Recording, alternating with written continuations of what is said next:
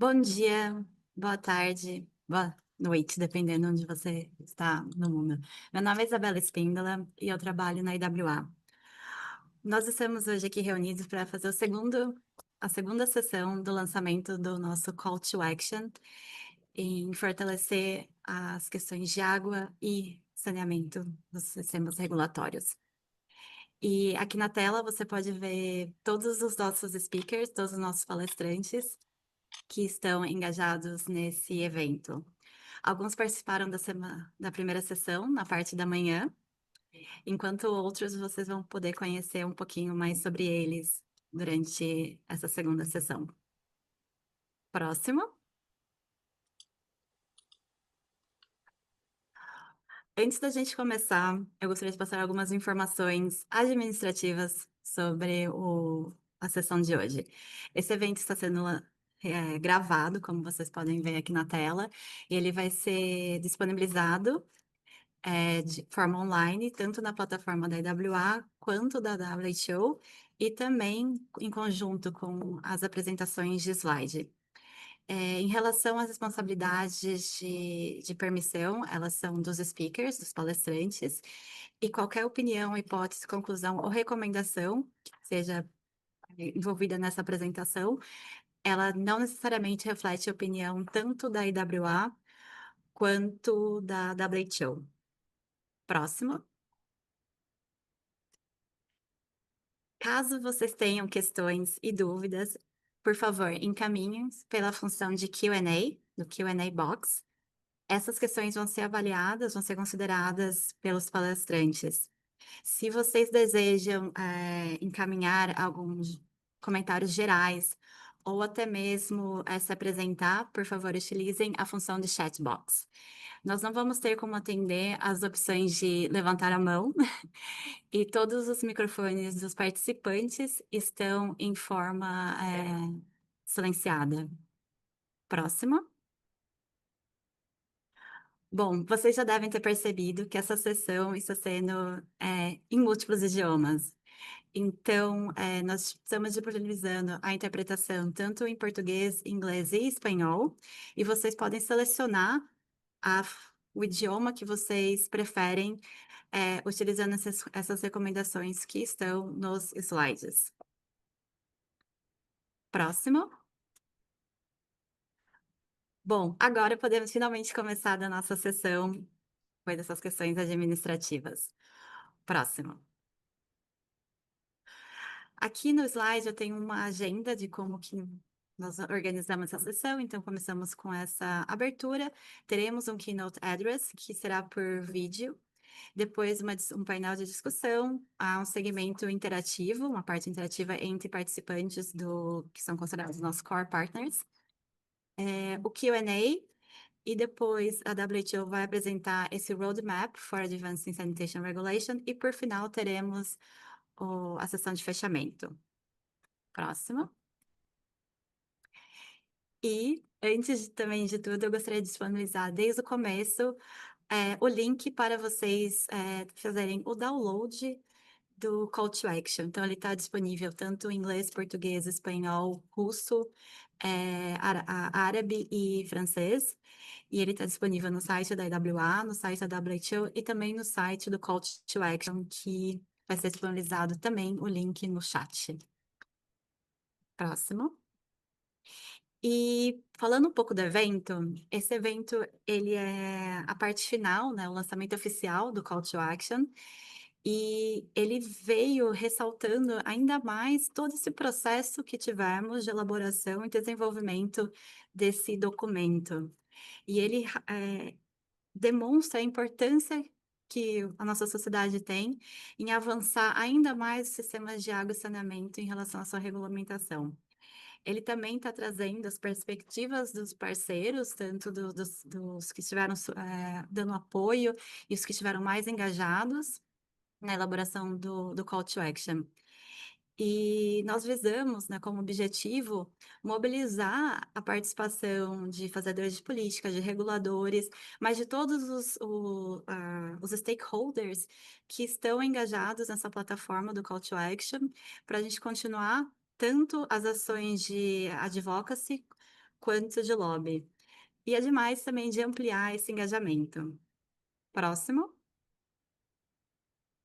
E a visão que o Call to Action traz, que ele está incorporado nesse documento, que é um documento de 2 páginas, ele tem uma linguagem muito acessível e que ele foi elaborado de um processo, de bottom-up. Então, todos os stakeholders que foram considerados, desses parceiros, eles trouxeram as suas contribuições para criar esse ambiente que visa melhorar essa arena política para facilitar o trabalho dos reguladores. Então, ele também acaba, trabalhando com questões de inequalidades, buscando dar uma base, um fundamento para principalmente para os países que ainda não contam com sistemas, regulatórios, tanto de água quanto de saneamento. E, por fim, a gente traz um objetivo de fortalecer a implementação de tanto das instituições ligadas à regulação, mas também as associações de reguladores.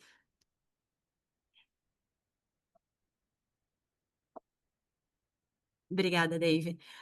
Can you go to the next one?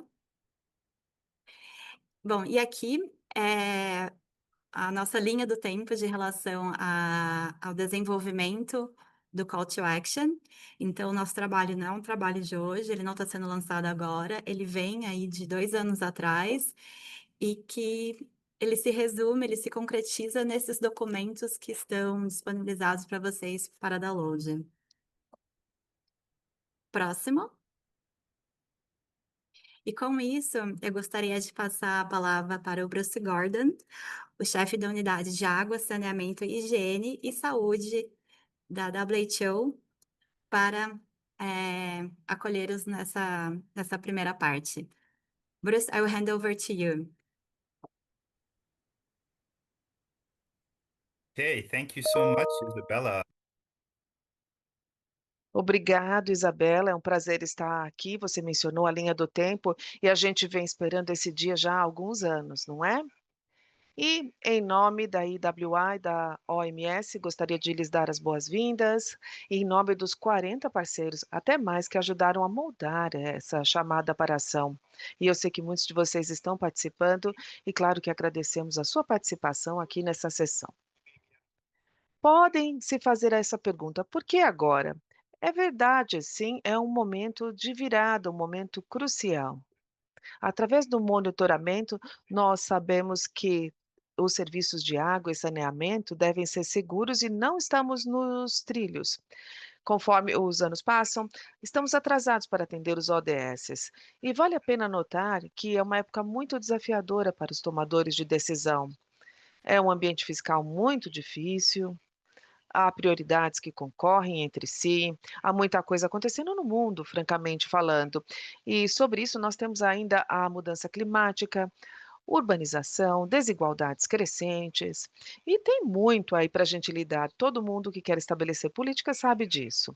Portanto, a ideia da chamada para a ação é realmente introduzir o conceito, onde há oportunidade para gerar mudança efetiva e rápida. E apesar de todas as mudanças que testemunhamos no mundo hoje em dia, é por isso que a gente vê esse pico de suporte para regulações. E isso volta a anos atrás. Isso se manifestou de maneira significativa depois da Conferência da ONU 2023 sobre água. Houve uma série de anúncios que foram feitos na ocasião. A Liz Water, por exemplo, a Unicef, a OMS, a Rede Internacional de Regulações, a RedNet, outros também se manifestaram e se consolidaram para agir em conjunto. E criaram um consenso. Concordaram para chegar em um consenso, estabelecendo que a regulação é uma das coisas mais importantes que pode ser feita para apoiar a profissionalização dos serviços de suprimento de água, que é necessário. A coisa mais estimulante que tenho a dizer é que é um progresso rápido que a gente vê, ganhando aí tração, pujança no mundo inteiro, sobre a regulação, e isso vale para as associações regionais, como as participantes aqui, a SOAS, ouvimos isso pela manhã, é uma agência de associações regulatórias para a África. Ararasa, que hoje falará também representando a América Latina. E há outras regiões que estão interessadas, também temos a Ásia, o Oriente Médio, temos a Aderasa. E gostaríamos de agradecer a participação de todos, destacar a importância da regulação, a necessidade de proteger consumidores. Eu sou da OMS, proteger, claro, a saúde pública, vem em nome da OMS, os direitos humanos que apareceram nessa manhã, na sessão precedente que tivemos, e também o meio ambiente, claro. Nós ouviremos falar também da entrega de serviços sustentáveis. Temos a necessidade de ser resilientes a várias coisas, incluindo o clima e a regulação adequada, porque é uma ferramenta ideal para que cheguemos lá. Na verdade, ela constrói a confiança dos investidores. A regulação, como é que eu posso dizer isso? Não é uma complicação para todos, não é algo burocrático. É uma força silenciosa que une o setor. E quando não acontece, a gente vê resultados desastrosos. Então, vou terminar aqui, Isabela. Gostaria de reconhecer mais uma vez, aqui, junto a vocês, a fortaleza da experiência que temos aqui nessa sala e os aprendizados que podem ser compartilhados por conta da experiência trilhada e a inovação que nós testemunhamos também. Essa ideia de ter a chamada para ação. Podemos conversar entre nós, como você mencionou nos objetivos, mas temos que levar isso para além desse grupo, para que chegue aos políticos que talvez não compreendam os grandes benefícios da ação. Então, é um pré-requisito. Tudo que a gente quiser fazer sobre água e saneamento precisa disso. Bem-vindos a todos e devolvo para a Isabela. Pela sua abertura, pelas suas contribuições, essas palavras que você trouxe, nessa nossa segunda sessão do Call to Action. Dave, para o próximo. Bom, como foi comentado no início, nós temos algumas keynote address, algumas contribuições que são muito especiais para esse nosso evento. Infelizmente, a Special Envoy para Água e Saneamento, ela não pôde participar presencialmente, mas ela enviou um vídeo para a gente e também o Gustavo Satchel. A Retno, ela é a enviada especial da Secretária-Geral das Nações Unidas para questões de água desde novembro do ano passado. Ela está responsável por impulsionar a cooperação global em água e saneamento, e ela está liderando os esforços para levar o tema de água ainda mais à diplomacia internacional, também para mobilizar financiamentos e acelerar o progresso rumo ao ODS 6. Com sua experiência política como ex-ministra de Relações Exteriores da Indonésia, ela está à frente de iniciativas de segmento da Conferência da ONU sobre a Água de 2023 e ela também está preparando esse caminho para essa próxima cúpula que a gente vai ter em 2026.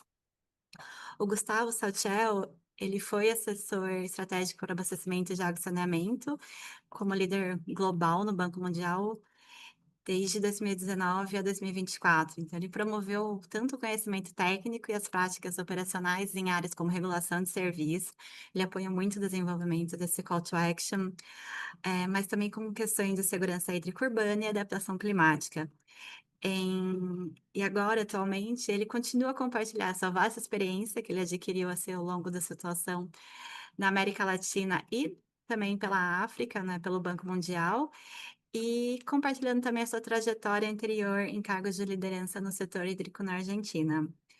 Então, os dois encaminharam vídeos. O Gustavo estava presente na sessão inicial, na parte da manhã, mas infelizmente, devido a outros compromissos, ele não pôde participar agora. Mas temos o vídeo dele e essa contribuição das duas partes. É, então, Dave, próximo.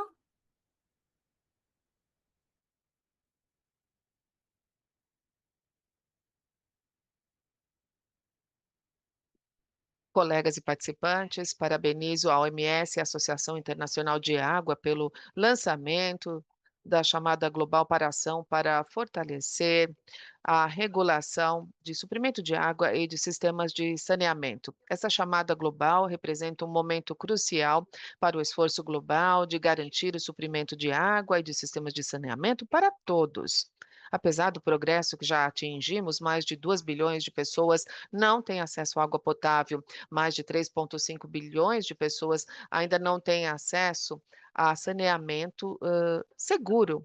E para atingir o compromisso global, nós temos que multiplicar esforços 6 vezes para o acesso à água potável e multiplicar 5 vezes para ter um sistema de saneamento seguro para todos. E temos 5 anos apenas remanescendo para a Agenda 2030. O número de pessoas afetadas por escassez de água e problemas de saneamento é um desafio que continua a crescer. Nessa situação, na verdade, a falta de ação não é uma opção. É chegada a hora de entregar ação concreta e garantir o suprimento de água e de saneamento para todos.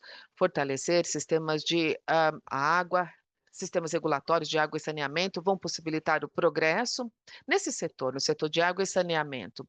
A regulação efetiva vai permitir que nós garantamos e monitoramos o acesso e o impacto que é necessário. A regulação não é uma barreira, não, é, na verdade, um catalisador do progresso. E é aí que a chamada global para a ação desempenha um papel bastante significativo. Primeiro, promove um ambiente possibilitador para a regulação de água e saneamento. Nós temos que defender uma estrutura regulatória sólida, abordando os principais desafios do estabelecimento da regulação, bem como da sua implementação. Capacitação e financiamento também estão envolvidos. Nesse sentido, nós temos que usar a chamada global para ação para intensificar os nossos esforços e para expandir o nosso suporte para fortalecer a regulação de água e saneamento nos níveis regional, nacional e local também. Em segundo lugar, nós enfatizamos a necessidade da parceria com as várias partes interessadas. A água é essencial para todos nós. Dessa forma, cabe a nós essa responsabilidade. Ao desenvolver a regulação para água e saneamento, nós temos o envolvimento de todas as partes interessadas, e isso é imperativo. Temos que ter o governo, o setor privado, a academia, a sociedade civil, a juventude e todos nós. Com essa parceria inclusiva, a regulação de água e saneamento, claro, se ela não existir, ela vai deixar de ser implementada. E, finalmente, essa chamada destaca a importância da viabilidade de longo prazo. A regulação, na verdade, não é o objetivo final, não. O verdadeiro objetivo é garantir que a regulação se torne os instrumentos de progresso, as regulações se tornem os instrumentos de progresso. Então, eu peço que enfoquem na continuidade da sustentabilidade da ação, vendo a água e o saneamento como agendas do presente e do futuro. Colegas, senhoras e senhores, mais uma vez, eu parabenizo a OMS e a Associação Internacional da Água por essa iniciativa assim tão oportuna. Estou ansiosa para ver a implementação bem-sucedida dessa chamada para a ação, promovida aqui pelo amplo apoio que já ganhou conosco. Muito obrigada.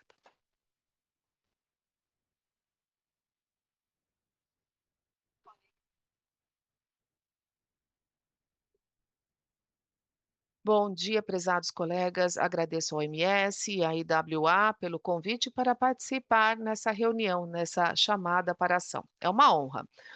Hoje é um momento crucial na história. Estamos apenas há 5 anos para atingir o ODS 6, garantir água e saneamento para todos. E enfrentamos uma verdade desconfortável. Não estamos nos trilhos corretos.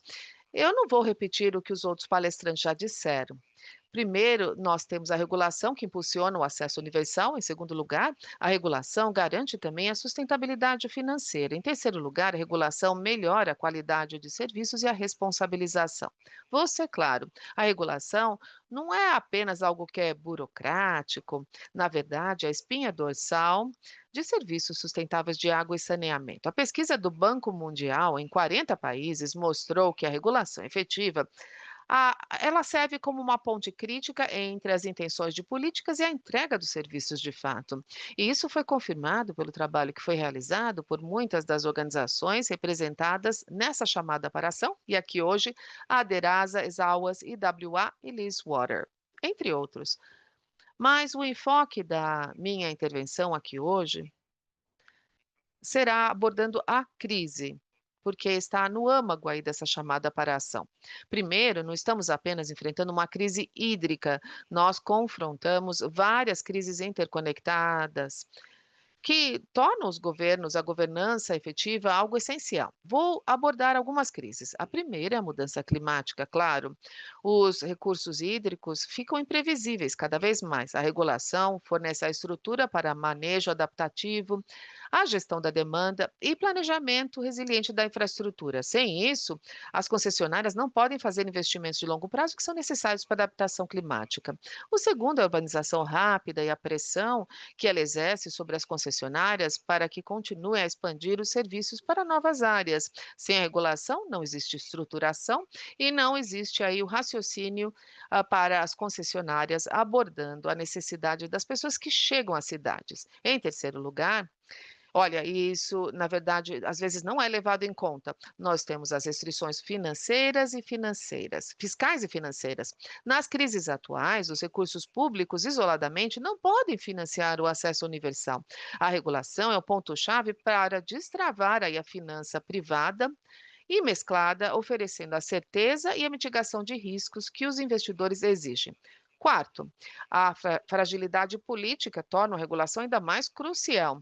Em estados afetados pelo conflito, e Iêmen, para mencionar só um deles, até a supervisão regulatória limitada de provedores informais ajuda a manter os serviços básicos, sim, e ajuda a impedir as crises de saúde. Essa chamada ação representa o nosso compromisso coletivo de priorizar o desenvolvimento regulatório como o alicerce do ODS 6 e a sua estratégia. Nós temos que nos movimentar para além. A regulação não é apenas um detalhe técnico que é bom ter, é uma estrutura fundamental que torna tudo mais possível. A nossa opção não é fácil. Ou continuamos como estamos e vemos aí o ODS 6 ficar mais distante da sua meta, ou abraçamos a regulação como algo que vai mudar o jogo, que pode transformar o desempenho do nosso setor. As várias crises que enfrentamos não são obstáculos ao progresso, não. São lembretes urgentes e que não podemos nos dar ao luxo de ter uma governança fraca e uma entrega fraca de serviços. O momento de agir é agora. A ferramenta necessária é regulação e a meta a ser atingida é água e saneamento para todos. Muito obrigada. Obrigada, Dave.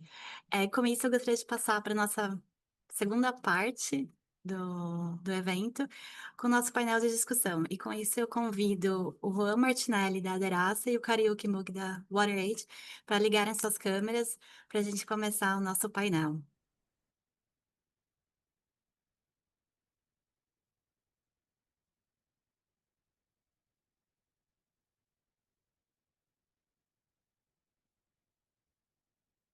Obrigada, Isabela. É um prazer compartilhar a perspectiva da Associação Internacional de Reguladores de Água e Saneamento das Américas. Primeiro, quero mencionar que nós apoiamos a capacitação através de grupos de trabalho técnicos com ferramentas de benchmarking. A gente vem trabalhando com a regulação de água, com o Banco Internacional, nós temos uma plataforma. Contribuímos para colher informações também com relação a concessionárias e publicando os relatórios de benchmark, os relatórios de referência, mostrando o estado atual de reservas hídricas na nossa região.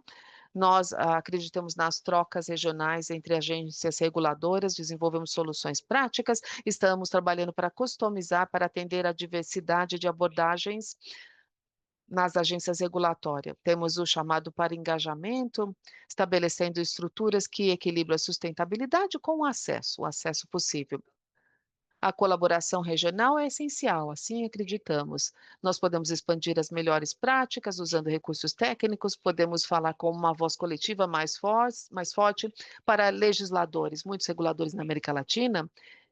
Eles querem estabelecer metas, trabalhando em conjunto, nós vamos fortalecer nossa capacidade para defender a regulação autônoma e baseada em evidência como um pilar de resiliência e igualdade. Terceiro, melhorias em nível nacional que requer ferramentas mais técnicas. Precisamos de compromisso político, empoderando ali os mandatos legais, especialmente para estabelecer metas, assegurando as finanças e protegendo a população vulnerável.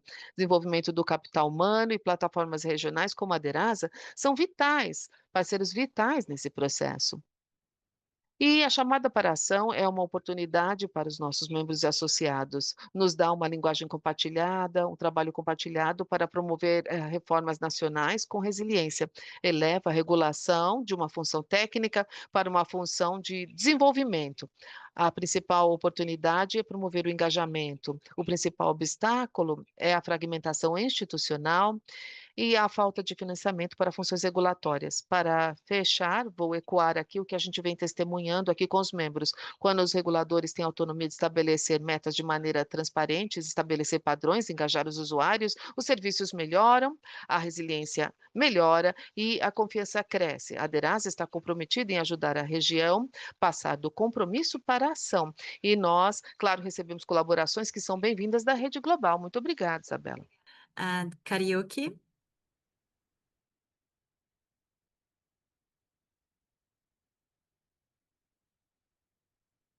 Obrigada, Isabela.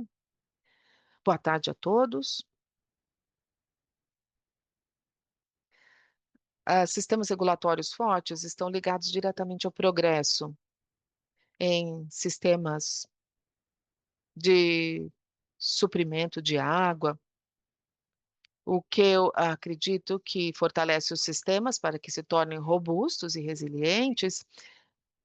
E isso inclui, claro, a regulação sólida, que é um impulsionador crítico para promover o acesso à água potável e a sistemas de saneamento. Em segundo lugar, o WaterAid se compromete a atender o ODS 6. Do ponto de vista do governo e de gestão, não podemos gerenciar aquilo que a gente não mede. Portanto, a regulação está no âmago da monitoração e responsabilização das instituições, provedores de serviço, e é um papel crítico para garantir a viabilidade acima da cadeia, abaixo da cadeia, e tem o seu papel em acelerar o acesso a serviços universais através do governo. Em terceiro lugar, desenvolver as finanças está aí no coração da WaterAid e da nossa atuação. Não preciso dizer que os reguladores têm que assegurar a precificação correta e a recuperação de custos, ajudando a construir serviços sustentáveis, serviços financeiros sustentáveis, além de incentivar e criar um mercado ideal para investimentos. Para o WaterAid, abraçar e defender essa chamada para ação está alinhado com o nosso objetivo estratégico e nos oferece caminhos aí para atingir metas ambiciosas de atingir 400 milhões de pessoas com serviços sustentáveis, mobilizando mais de 15 bilhões anualmente. Muito obrigada. Obrigada, Karaoke. Obrigada, Juan, pelas contribuições. Nós temos ainda alguns minutos para essa discussão nesse painel. E ambas as instituições de vocês participaram dessa elaboração do Call to Action. Como que vocês avaliam o processo? Como que vocês podem compartilhar a experiência de vocês para os nossos participantes? Juan, talvez você poderia contribuir um pouquinho com a perspectiva da Derasa e depois o Karaoke com a perspectiva da WaterAid. Como foi esse processo de elaboração do Call to Action para as duas instituições de vocês?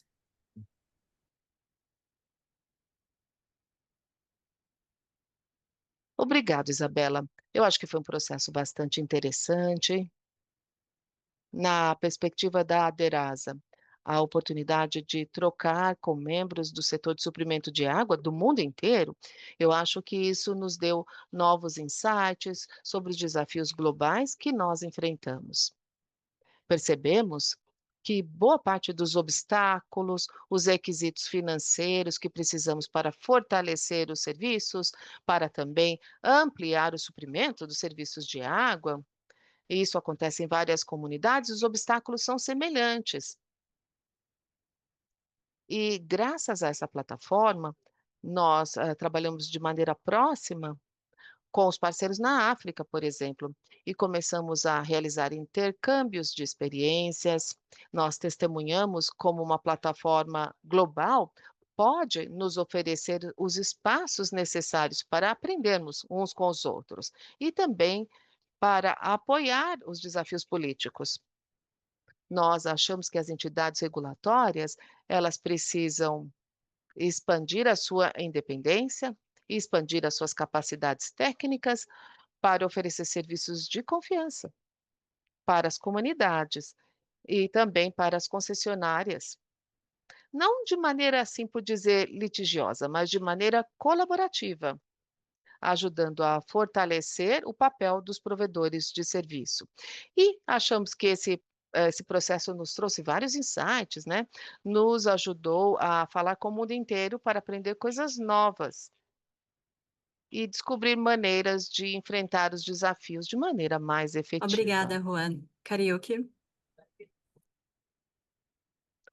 Obrigado, Isabela. Bom, esse processo foi muito benéfico por 2 motivos críticos.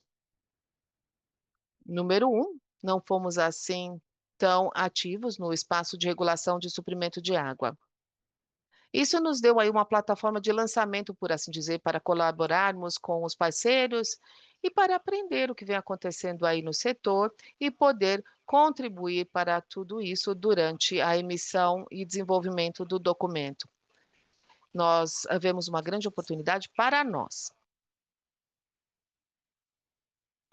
Fortalecendo os nossos sistemas, e as regulamentações são uma parte integral desses sistemas. Então, estamos vendo uma excelente oportunidade para nós contribuirmos com o nosso expertise no nível nacional, subnacional e regional e global. Então, para nós temos realmente inspiração, ao estarmos aqui e com todas as partes interessadas para continuarmos a elevar o debate dos sistemas aquíferos do mundo. Então, nós vemos a oportunidade, temos uma estratégia alinhada, oportunidades para colaboração e vamos falar mais sobre isso daqui para frente. É um momento muito empolgante para nós, é um início de uma mudança, então estamos realmente inspirados. Muito Obrigada, obrigado. Karaoke, e obrigada, Juan, pelas suas contribuições nesse painel. Eu gostaria agora de passar para a nossa próxima sessão e também de lembrar aos participantes que eles podem encaminhar suas questões diretamente pela opção de Q&A e tanto o Juan quanto o Karaoke, eles vão estar olhando as questões recebidas para tentar responder. E por fim, que nós teremos uma sessão para Q&A nos próximos minutos.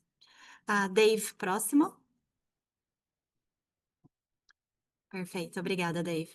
E com isso eu convido o Otávio Hamdan da ABAR, a Jimena Queiroz da Water e o Christian Taylor da Isa Loas para ligarem suas câmeras para a gente dar seguimento a essa próxima parte do nosso evento. E aqui nós vamos trazer um pouquinho das contribuições e reflexões desses parceiros, desses principais parceiros que tivemos na elaboração do Call to Action. E sem ordem de preferência nisso, gostaria de passar para o Otávio. E, Otávio, depois de você, então, a Jimena e o Christian. Perfeito, Isabela. Muito obrigado. Obrigado à International Water Association e à Organização Mundial da Saúde pelo convite de poder compartilhar um pouquinho aqui algumas reflexões sobre essa call to action. Eu acho importante colocar aqui, né, a ABAR como uma agência reguladora, uma associação brasileira de agências reguladoras, né?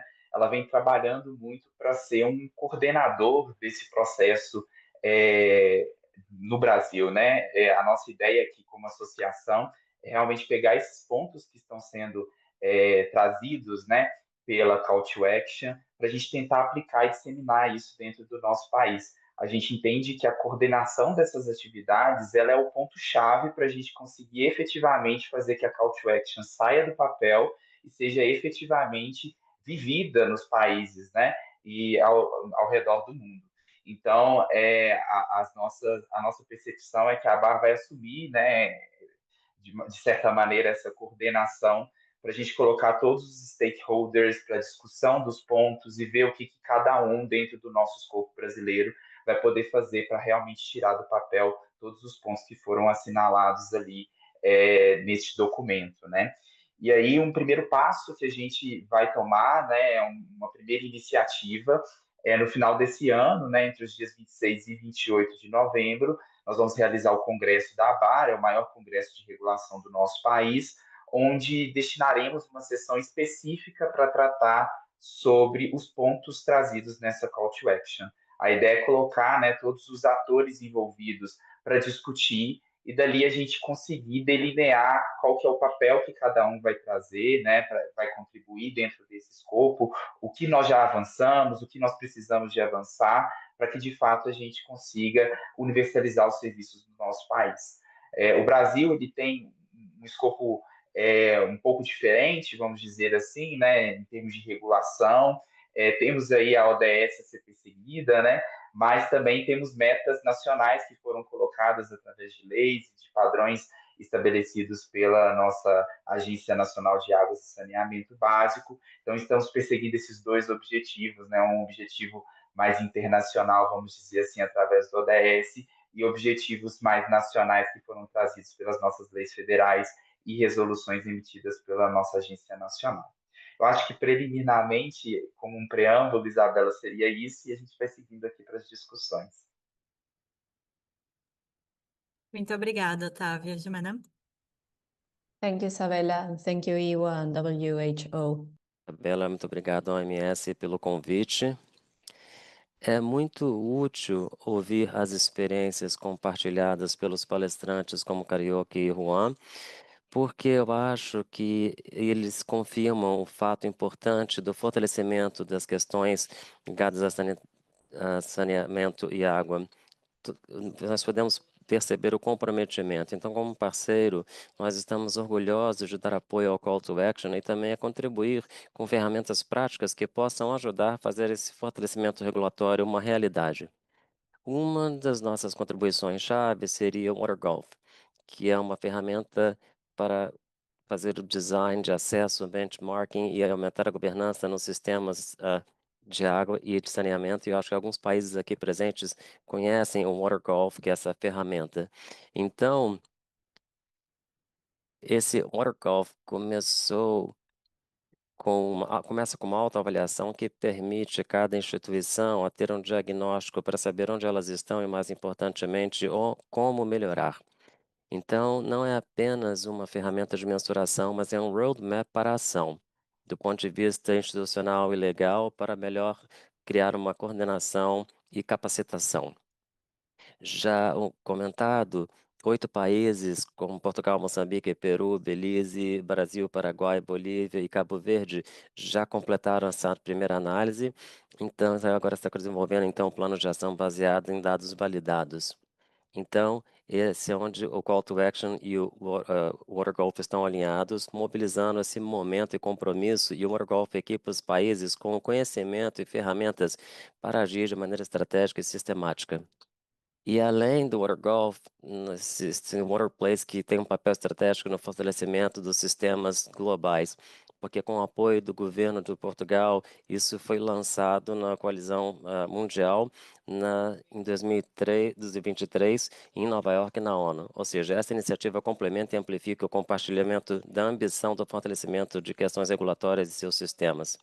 Então, nós trabalhamos para criar sinergias entre os reguladores, entre colaboração de multiníveis, entre governos e autoridades regulatórias, de mover ferramentas práticas, como, por exemplo, o vídeo de treinamento, que pode ser feito na primeira fase que nós temos, então. E agora isso está disponibilizado no nosso website. Já publicamos também um guia de boas ações, de melhores práticas, e realmente temos recomendações para reguladores e também para os criadores de políticas. E esse complementa o Call to Action, equipando países, como eu já disse, com ferramentas com compromisso global dentro de ações locais. Muito obrigado. Obrigada, Jimena. Christian? Thank you, Isabella. Isabela. Boa noite a todos. Eu gostaria de compartilhar os meus insights do ponto de vista da América Latina.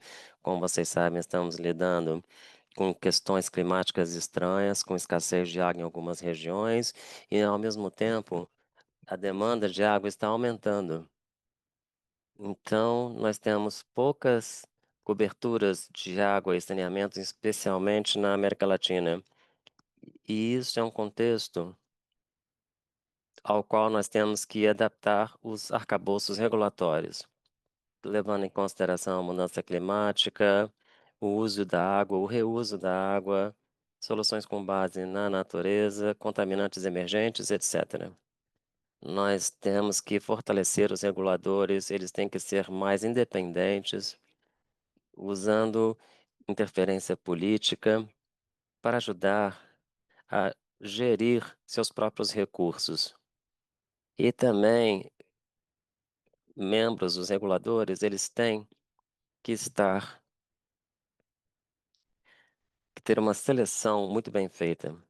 O engajamento precisa estar entre os reguladores, e isso é fundamental. Estabelecer padrões e também questões de incentivos financeiros e mecanismos necessários para encorajar as operadoras para melhorar em termos de sua eficiência operadora. Isso é muito importante neste momento.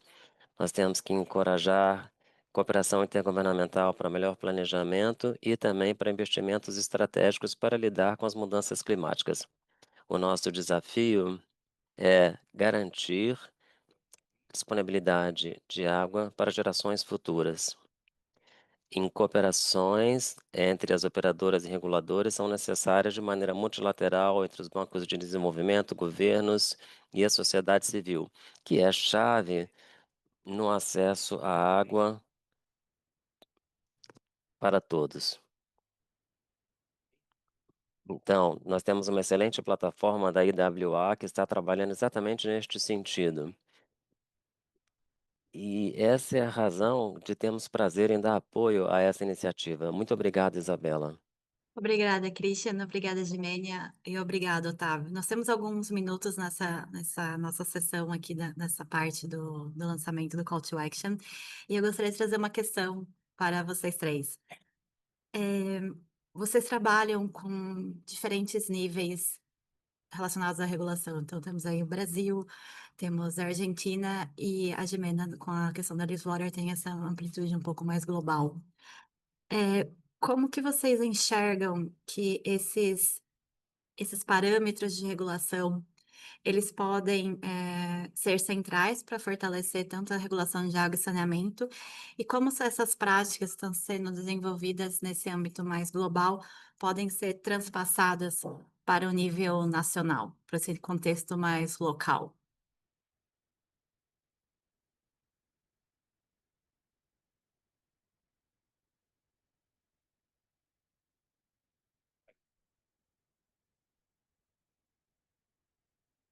No caso da Argentina, estamos num processo de privatização. Nós estamos agora revisando os arcabouços.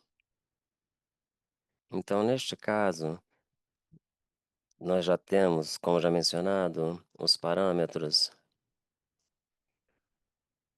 com padrões de acordo com a capacidade de cada operadora.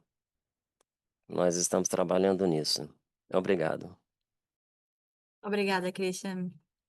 Otávio? Bom, do ponto de vista do Brasil, né, a gente está nesse momento de definição dos indicadores de performance que serão acompanhados e padrões, né? A nossa Agência Nacional de Águas e Saneamento Básico fez a definição de quais indicadores, por exemplo, deverão ser acompanhados pelos municípios, né? E nesse processo, os municípios estão fazendo a atualização dos seus planos municipais de saneamento básico. Então, isso conversa muito com os vários níveis que você comentou, né, Isabela? Para que esse instrumento local ele possa refletir essa necessidade nacional, vamos dizer assim. Então, esses municípios estão aí adicionando 9 indicadores para serem acompanhados, que são os parâmetros que vão ser avaliados da prestação de serviços, né? Esses 9 indicadores são obrigados, né? E há um leque até de 14 indicadores para serem adicionados. E a ideia é que depois disso, conter a nível municipal, né, nos planos municipais, nos contratos de prestação de serviço, que esses indicadores sejam acompanhados pelas entidades reguladoras. Então, anualmente, os parâmetros serão avaliados e essas informações serão repassadas para a Agência Nacional, de modo que a gente tenha um monitoramento da qualidade do serviço no nosso país, né? E aí uma conexão global com a realidade nacional, né? O que o ODS coloca de meta para a universalização, né, para a gente alcançar até 2030, o Brasil decidiu expandir um pouquinho mais a nossa meta nacional. Ela vai até 2033, né, com 90% de cobertura dos serviços de esgotamento sanitário e 99% com abastecimento de água, mas há ainda assim um viés e uma trilha também a se atender o ODS que foi posto aí para todos os países. Obrigada, Otávio. Jimena? Sim, a WaterGolf, por exemplo, provê abordagens estruturadas com indicadores. Então, isso permite os países mensurarem constantemente os seus indicadores. E também é possível documentar e criar parâmetros que criam, então, arcabouços comuns que as regiões e os países podem usar para benchmarking, que são muito úteis.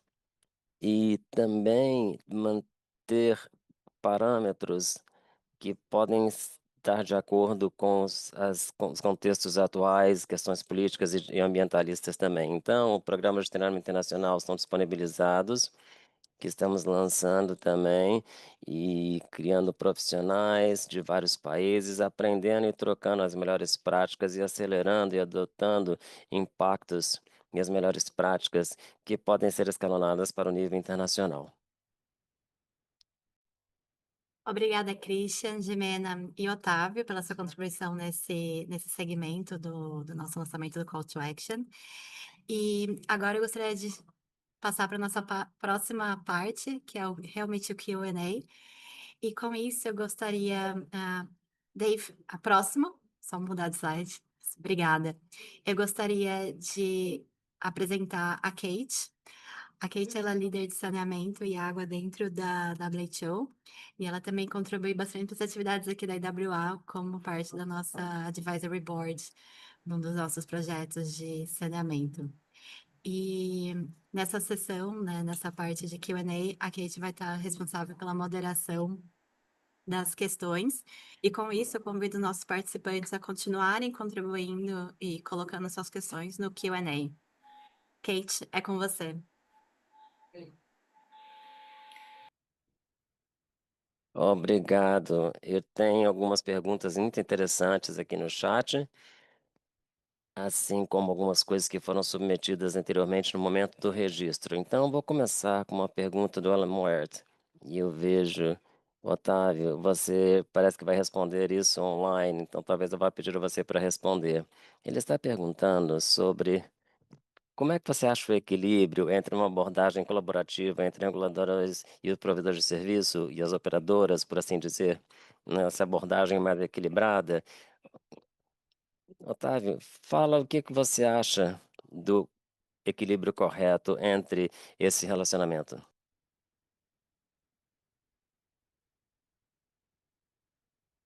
Difícil achar esse equilíbrio, mas eu tenho esse objetivo. Mas temos que pensar numa abordagem colaborativa. E eu realmente acredito que o equilíbrio é muito importante. E nós precisamos achar a fronteira entre a colaboração e os especialistas. E da inspeção, perdão. Acho que a inspeção é importante porque precisamos ter punições às operadoras por algo que eles tenham feito errado. Mas também é importante estar aberto para o diálogo, porque eles precisam saber como fazer as coisas certas. Precisamos também estar abertos para aprender e para ter esse diálogo aberto e conjunto, achando melhores maneiras de fazer as coisas. Eu acho que é isso. Então, parece que o Juan levantou a mão, parece que ele quer fazer algum comentário adicional. Eu acho que isso reflete muito o que nós achamos no nosso roadmap com um papel de possibilitar e fazer uma mistura de regulador, mas também de educador. Mas vou voltar a alguma outra pergunta do Lashan Widmar em relação às operadoras informais. Em áreas rurais, por exemplo, nós temos concessionárias que provêm serviços informais. Quem poderia então falar alguma coisa sobre qual seria a melhor maneira de trazer esses fornecedores informais para o arcabouço regulatório? Eu estou à procura de um voluntário, então eu posso escolher um de vocês. Ok, Kate, obrigado pela sua pergunta. Na Argentina, nós temos muitos desses serviços sendo prestados de maneira informal.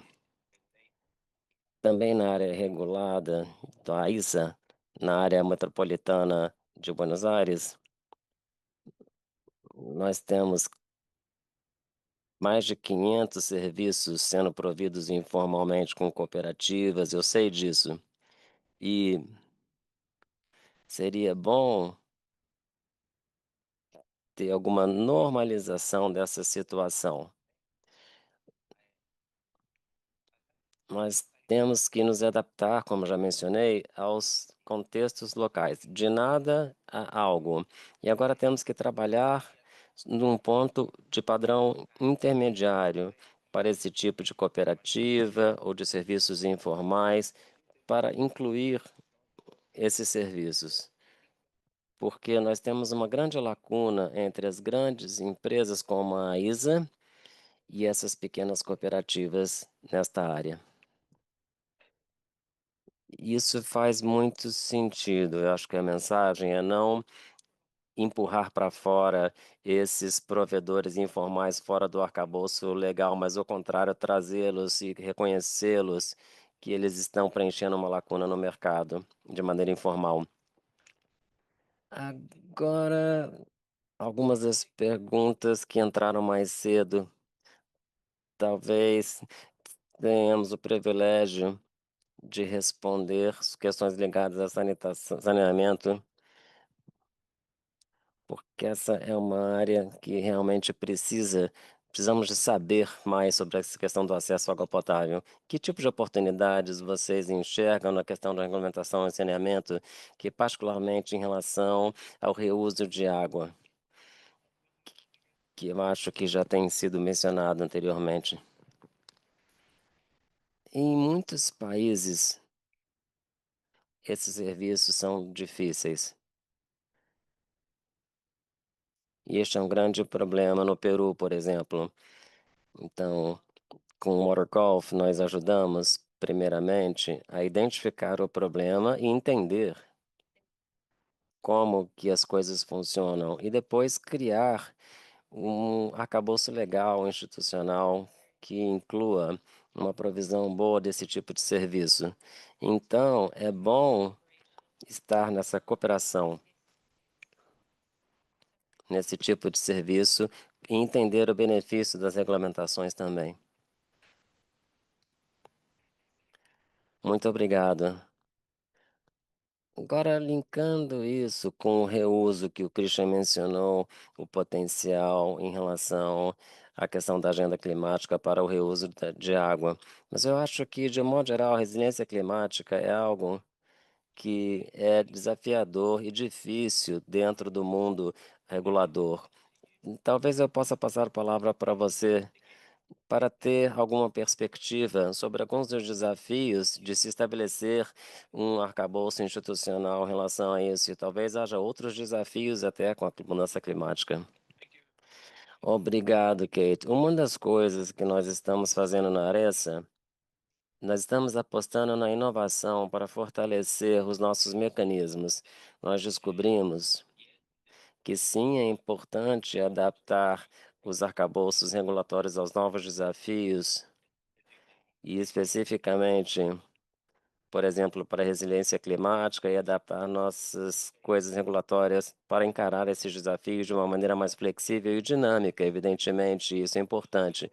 Mas nós também descobrimos que, além do arcabouço regulatório, é importante construir com base em instrumentos e inovação que possam ajudar a criar ferramentas que nos ajudem a identificar essas limitações para monitorar de maneira mais precisa como que as mudanças climáticas podem impactar a provisão dos serviços de água. Por exemplo, no Peru, uma das coisas que nós estamos apostando é o monitoramento de como os caminhões entregam água, por exemplo, se existe alguma infraestrutura interrompida, e dessa maneira podemos alertar as comunidades sobre onde o caminhão está, em que estágio ele está, quando é que ele vai chegar na sua casa, e dessa maneira nós podemos fazer como reguladores é criar informações mais disponíveis para as comunidades, de maneira que eles possam ter certeza sobre quando o serviço vai voltar e se ele for interrompido devido a uma questão climática, por exemplo. Então, nós achamos que não é apenas uma questão de fortalecer os arcabouços legais, mas também está ligado a desenvolver ferramentas dinâmicas que possam fazer as entidades regulatórias mais na linha de frente das questões climáticas. Fantástico. O que eu estou ouvindo, então, é que você está falando sobre sistemas flexíveis e dinâmicos e inovação. E quando falamos de inovação, muitas vezes as pessoas pensam em tecnologia, mas na realidade o que você descreveu foi um sistema, uma inovação de sistema, incluindo informações e monitoramento no sistema como um todo. Muito obrigado. Eu vou agora passar a palavra para você, Karaoke, porque você falou sobre o trabalho que o WaterAid está fazendo e com a sociedade civil, as organizações da sociedade civil estão fazendo na regulamentação. Você não lida com isso diretamente, mas você trabalha com muitas das pessoas que fazem isso e também no ponto de vista da entrega de serviços no nível subnacional. A minha pergunta para você era: o que você realmente acha que é o papel da sociedade civil e suas organizações de um modo geral e no avanço, perdão, das regulamentações e do call to action? Obrigado, muito obrigado. Eu vejo um número de coisas para promover o call to action. A primeira, do tipo de perspectiva que nós achamos que pode prover os CSOs com legitimidade. Como vocês sabem, as regulamentações têm sido uma área muito sensível. Há alguns anos era uma agenda comum, uma agenda sensível e continua a ser em várias partes do mundo, especialmente na África. E eu acho que nós temos resoluções como a SOS e parceiros como a WHO, como a OMS, como a IWA, entre outros, e estamos trabalhando duro para nos certificarmos de que as regulamentações se tornam uma parte central das nossas ações. Então, esse call to action é uma mistura de organizações da sociedade civil que funcionam como atores e outros atores também, que incluem outras partes interessadas, e deve ser a possibilidade de falar sobre regulamentações e dar apoio ao desenvolvimento de arcabouços. Então, acho que isso está abrindo um espaço para nós. A segunda coisa está ligada a levantarmos as vozes da CSO e a sua legitimidade. Nós estamos vendo que, previamente, até o momento presente, quando a gente fala em regulamentações, isso é uma coisa que é mais ou menos como introduzir uma burocracia pública, mas que não é necessária. Nós temos que introduzir controle e os gargalos do sistema, lidar com isso, que é contrário a que a regulamentação deve fazer. Então, para nós, eu acho que essas organizações têm que funcionar como atores e ter a possibilidade de melhorar as questões de regulamentações, colocando-as como uma parte necessária do sistema para acelerar o acesso universal. Por fim, eu acho que isso vai abrir oportunidades para plataformas colaborativas. Eu acho que quando pensamos sobre como desenvolvemos o Call to Action, eu acho que os participantes neste webinar têm uma composição que já está acontecendo fora daqui, mesmo antes do lançamento. Isso mostra que vamos ter um número de plataformas emergindo do nível subnacional, nacional, regional e global. Então, eu acho que isso abre muitas oportunidades para colaborarmos, e especialmente falando com os governos e tentando conectar com negócios também e outros provedores de uma maneira que ainda não é confortável para nós hoje em dia. Obrigado. Obrigada, Carioque. Um ponto válido. As organizações da sociedade civil estão trabalhando na esfera da comunidade como organizações. Então, esse ponto sobre aí eliminar o conceito errado com relação às barreiras à regulação, que seria um fator que iria ser impeditivo. Temos que abordar essa questão, junto com os outros que mencionou. E os últimos 5 minutos agora, eu vou fazer essa pergunta do Stevenson online sobre financiamento, que não é a minha fortaleza.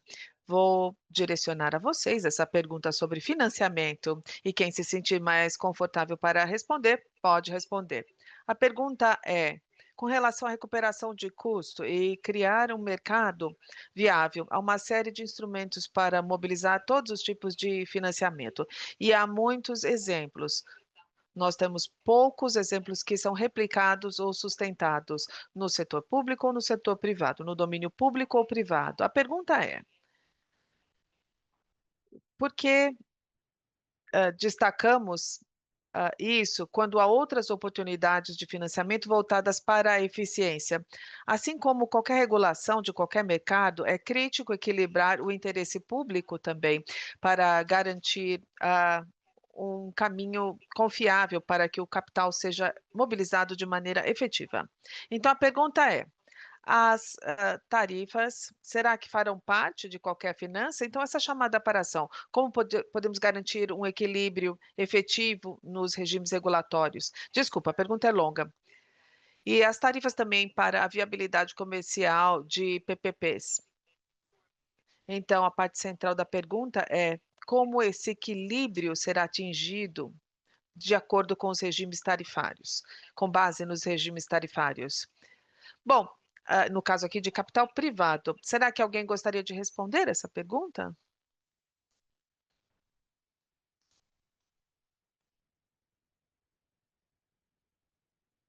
Eu sei que é difícil. Acho que a parte de finanças é desafiadora. Steven, bom, talvez alguém te escreva através do e-mail, online, Sorry, Kate. e a gente pode fazer isso então fora da sessão. Otávio, por gentileza, vamos lá. Não é a minha área. No Brasil, enfrentamos algo semelhante. Nós temos aí a limitação para os provedores de serviço e temos que garantir esse equilíbrio na área de finanças.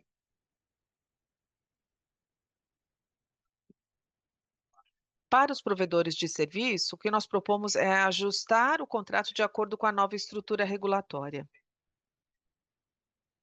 E aí vem o contrato e buscam colocar todas as cláusulas de contribuição.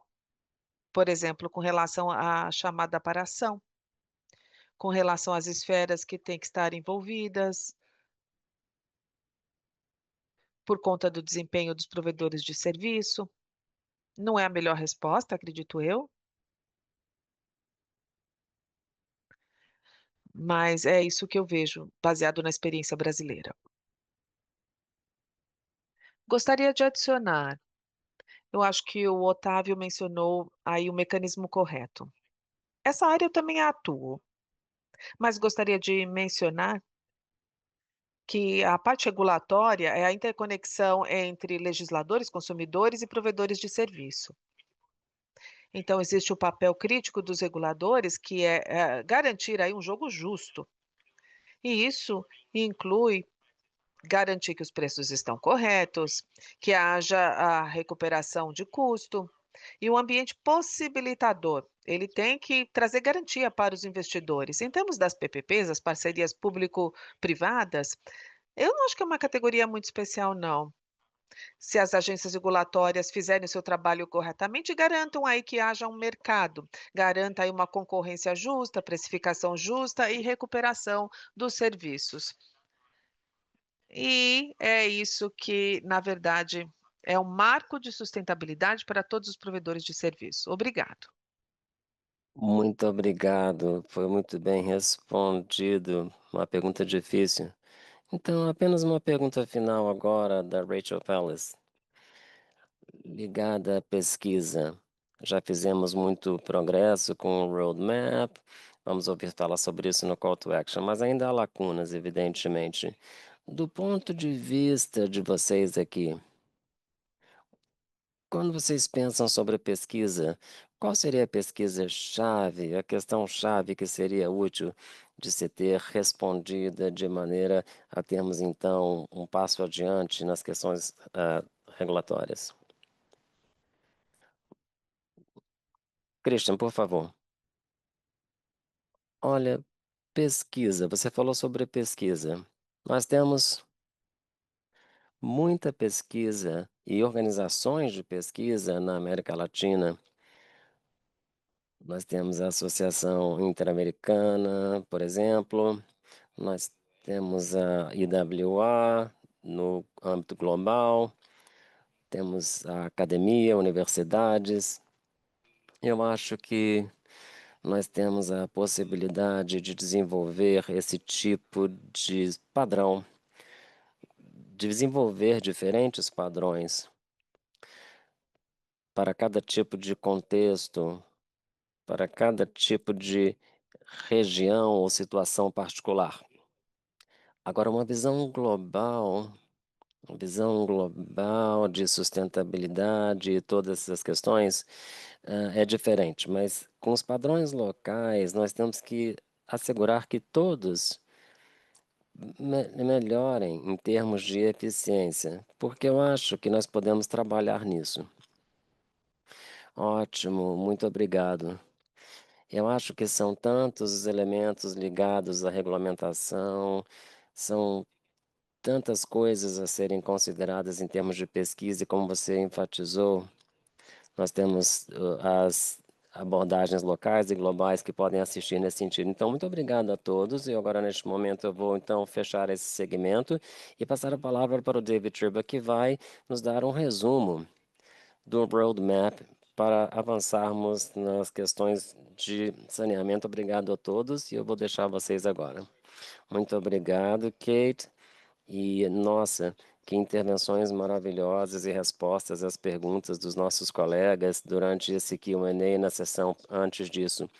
Então, com essa pequena intervenção, nós gostaríamos apenas de falar um pouquinho sobre o Roadmap para avançarmos nas regulamentações de saneamento, que é um novo documento desenvolvido pela OMS em parceria com a SOAS, o WSUP e a Unicef, que foi lançado no início desse mês. Evidentemente, a WSUP é a Associação Reguladora da África do Sul, que lida com essas questões. Então, o Roadmap foi desenvolvido nos últimos anos em resposta a algumas lacunas aqui já listadas. Isso não é novidade, nós sabemos que isso está ligado a sistemas já existentes que ainda estão atrasados, e nós sabemos também que alguns países têm alguns sistemas regulatórios um pouco mais robustos, ainda assim precisam de evoluir. Então, essa é uma análise global sobre a questão de saneamento e água potável, e é uma iniciativa interessante pela OMS. Então, o roadmap é desenhado para ajudar os países a irem de não ter regulamentação nenhuma ou pouca para ter, então, sistemas de boa performance. Então, eles são realmente exemplos, como, por exemplo, na região da África, na Europa e na América Latina, este documento, baseado em muitas entrevistas com reguladores, com gestores e especialistas globais, e tem, então, uma boa revisão na questão estratégica e chamadas para ações.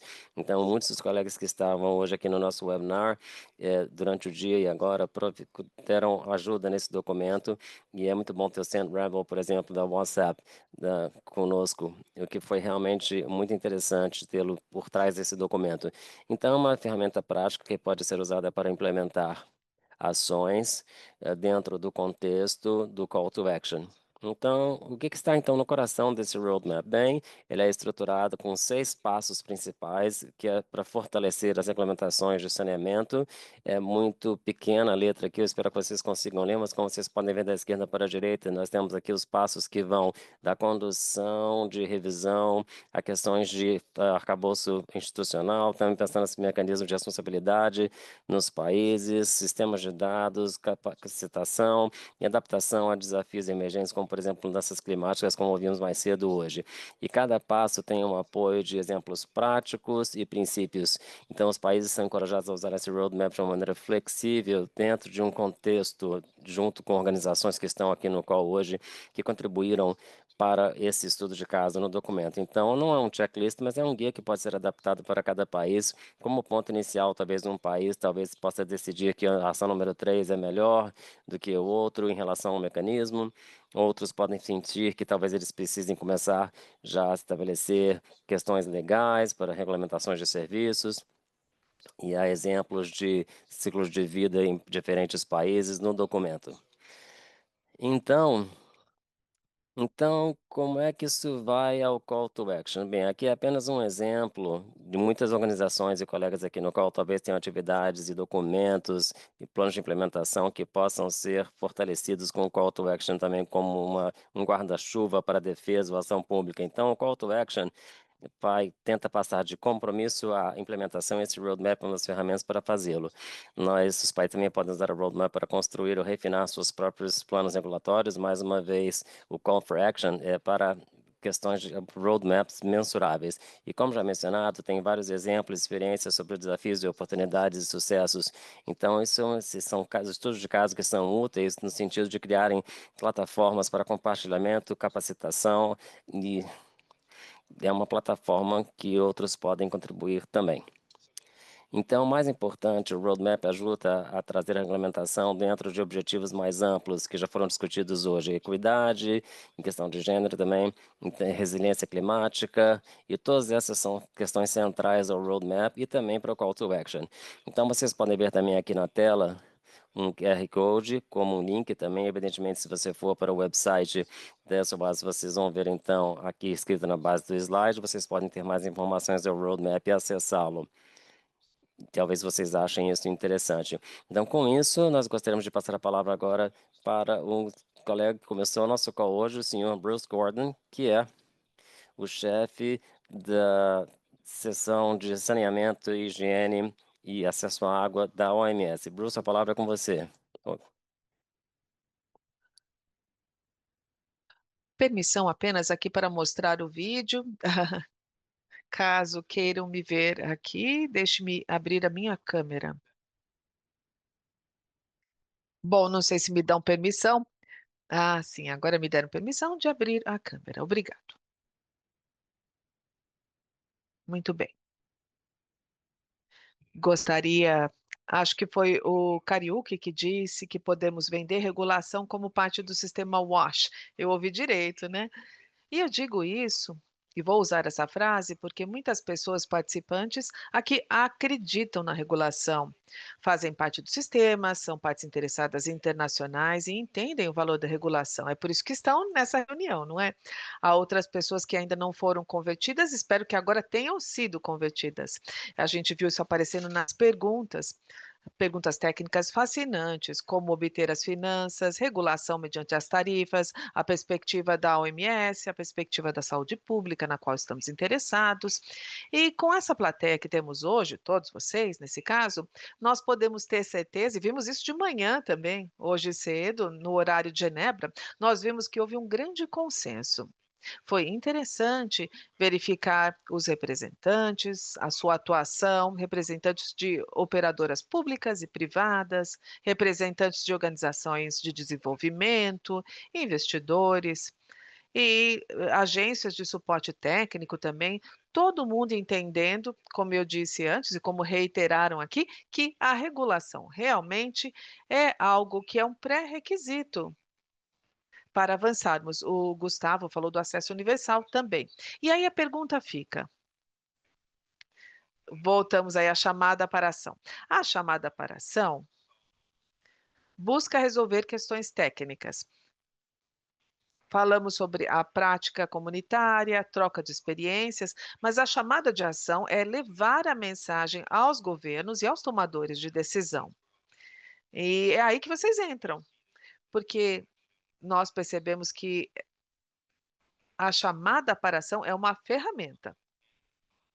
E essa chamada para ação, como devem ter percebido, não tem marca, reúne todos nós, para o bem público. Então, usem essa chamada para ação, por favor.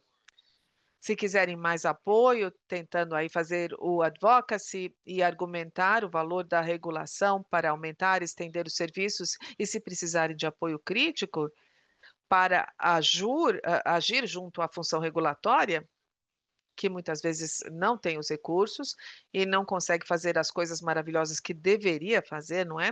Por conta da escassez de recursos, ou às vezes nós ouvimos aqui a questão se é algo específico, às vezes é interferência política, não é como vimos aqui.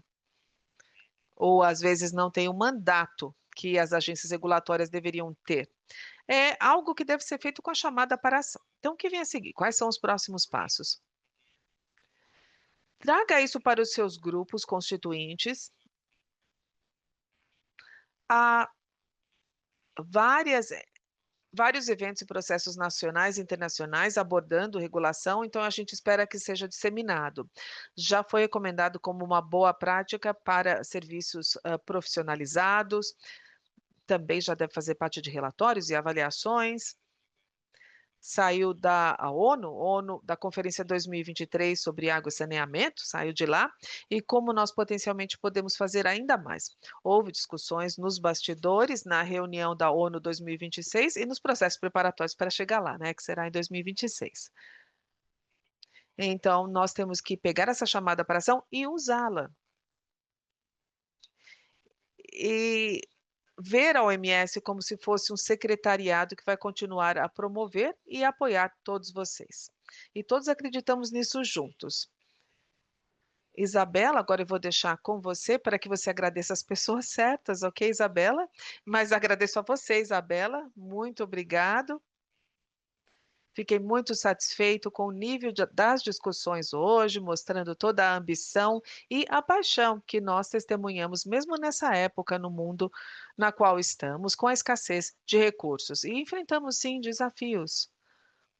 E essa é apenas uma modalidade que deveríamos investir, em que deveríamos investir. É por isso que estamos aqui hoje. Agradeço muito e passo a Isabela.